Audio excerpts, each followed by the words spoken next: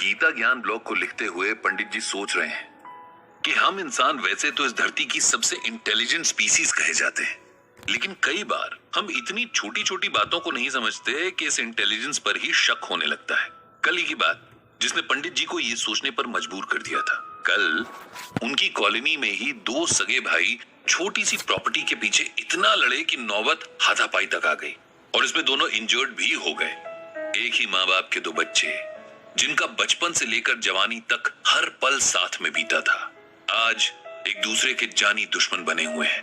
वो भी किस लिए? जमीन के एक छोटे से टुकड़े के लिए जिसने यहीं रह जाना है। आज उन दोनों के पिता ने कॉलोनी के बुजुर्गों को बुलाया है ताकि सब मिलकर इन दोनों को समझा सके। मामला घर तक ही रहे, कोर्ट कचहरी तक ना पहुंचे। पंडित जी को इन दोनों भाइयों नरेश और विकास के पिता जयपाल पर बड़ी दया आई। जिस एज में उसे अपनी जिंदगी भर की मेहनत का सुख भोगना था, उस एज में वो अपने दोनों बेटों को एक दूसरे के खून का प्यासा बनता हुआ देख रहा है। पंडित जी की आंखों में जयपाल की स्ट्रगल्स की कहानी जैसे फिल्म की रील की तरह चलने लगी। तब ये कॉलोनी नई नई बस रही थी, प्लॉट कट रहे थे, कुछ मकान बन चुके थे, कुछ बन रहे थे। उन्हीं दिनों पंडित जी के घर पर भी कुछ काम चल रहा था। मजदूरों में से एक था जयपाल, 20 की करीब एज का शाय सा लड़का, बहुत हार्ड वर्किंग और ऑनेस्ट भी था। जब काम खत्म हो गया और सब मजदूर जाने लगे तो जयपाल ने पंडित जी के फादर से कुछ और काम बताने को कहा। उन्होंने सलाह दी कि ये कॉलोनी अभी बसनी शुरू हुई है, इस वक्त अगर यहाँ कोई छोटी मोटी शॉप या कुछ और काम शुरू किया जाए तो हमेशा के लिए जम जाएगा। जयपाल को यह सलाह अच्छी लगी, लेकिन उसके पास इतने पैसे नहीं थे कि वो दुकान खोल सके। उसने बहुत दिमाग लगाया और आखिर में प्रेस करने का काम शुरू कर दिया। तब वो इस कॉलोनी और आसपास के लिए इकलौता प्रेस वाला था। मेहनती और ईमानदार तो था ही, नेचर का भी बहुत अच्छा था। धीरे धीरे उसका काम चल पड़ा। कॉलोनी में ही एक पेड़ के नीचे वो सुबह सुबह अपना ठेला खड़ा करता, अपना सामान सेट करता और फिर पूरा दिन प्रेस करता रहता। सबको उसका काम बहुत पसंद था। लोग कहते कि जयपाल के प्रेस किए कपड़े एक हफ्ते भी रखो तो खराब नहीं होते। वो इन तारीफों पर बस शर्मा कर रह जाता।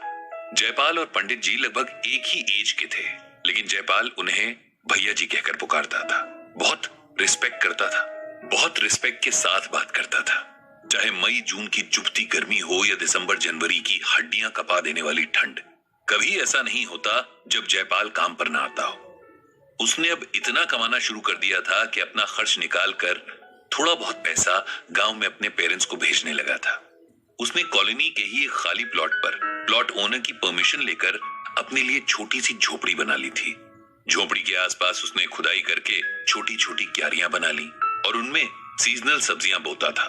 खुद भी खाता था और कॉलोनी के लोगों को भी बांटता था। पंडित जी के फादर की तो बहुत ज्यादा रिस्पेक्ट करता था। उनको तो खुद खाने से पहले ताजी सब्जी पहुंचा देता था।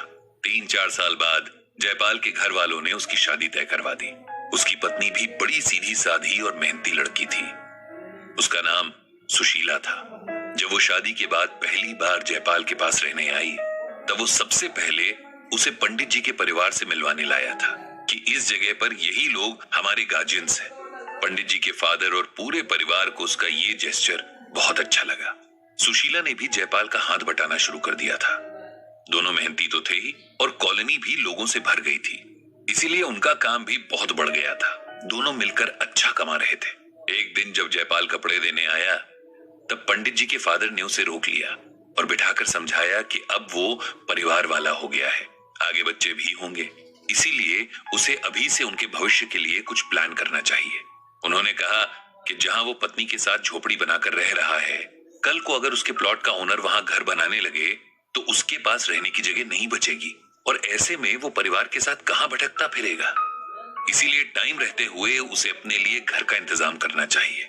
फिर उन्होंने जयपाल को कॉलोनी में ही एक छोटे से प्लॉट के बारे में बताया जो बिकाऊ था और उसके ओनर को तुरंत पैसे चाहिए थे, इसीलिए वो सस्ते में वो प्लॉट बेचने को तैयार था। जयपाल ने मुसीबत के लिए कुछ पैसे बैंक में सेव कर रखे थे, लेकिन वो काफी नहीं थे, इसीलिए उसने अपनी वाइफ की ज्वेलरी गिरवी रख दी और वो प्लॉट खरीद लिया। आज उसके पास छोटा सा ही सही अपना एक जमीन का टुकड़ा हो गया था। सुशीला और जयपाल इस बात से बड़े खुश थे। इस प्लॉट के एक हिस्से पर उन्होंने अपनी झोपड़ी बना ली। फिर कुछ साल के अंदर उनके 2 बेटे भी हो गए। एक छोटा सा हंसता खेलता परिवार था जो अपने आप में बहुत खुश था। जयपाल ने अपनी हैसियत के हिसाब से बच्चों को पढ़ाया लिखाया। उनको बेहतर जिंदगी देने के लिए सुशीला और जयपाल ने एक दूसरी कॉलोनी से भी प्रेस के कपड़े लाने शुरू कर दिए थे। दोनों ही अपने बच्चों को अच्छा फ्यूचर देने में कोई कसर नहीं छोड़ना चाहते थे। बच्चे भी पढ़ाई में ठीक ठाक ही थे और पढ़ लिख कर अब जॉब कर रहे थे। जयपाल ने अभी तक भी अपना काम नहीं छोड़ा था। उसका कहना था कि जब तक अपना शरीर काम कर रहा है हमें काम करते रहना चाहिए। उसी जयपाल के दोनों बच्चे अब इस प्लॉट के लिए लड़ रहे हैं, क्योंकि बड़े वाले को अपना बिजनेस शुरू करना है और उसे पैसे चाहिए। छोटे वाला भी अपना बराबर का हिस्सा मांग रहा है, जिससे बड़े वाले को पैसे कम पड़ जाएंगे, और झगड़ा इसी बात का है। पंडित जी को इस बात का बहुत अफसोस था।